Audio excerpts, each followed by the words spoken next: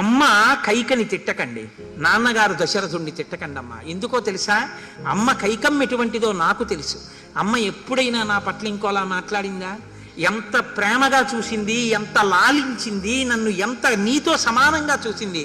అటువంటి అమ్మ నిన్న రాత్రి 2 వరాలు అడిగింది. నన్ను అడవికి వెళ్ళమందంటే పిలిచి యవరాజ్య పట్టాభిషేకం చేస్తానన్న తండ్రి, నన్ను చూడకుండా ఉండలేని తండ్రి, నేను వెళ్ళిపోతానని రాత్రల్లా ఏడ్చి ఏడ్చి మూర్ఛపోయిన తండ్రి యవ్వరాజ్య పట్టాభిషేకం చెయ్యలేక నన్ను అరణ్యవాసానికి పంపిస్తున్నాడంటే, కైకమ్మలో ఇంత మార్పు వచ్చిందంటే, అమ్మా అది దశరథుడు కాదమ్మా, కైకమ్మ కాదు, దైవం.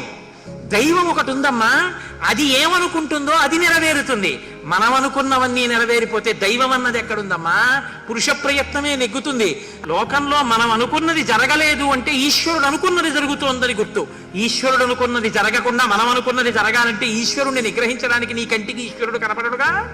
కాబట్టి ఈశ్వరుడు అనుకున్నది అనుకున్నట్టు జరగడం తప్ప ఇంకోలా ఉండదు. కాబట్టి ఈశ్వర శాసనాన్ని అనువర్తించి ధర్మాన్ని నిలబెట్టుకోవాలి.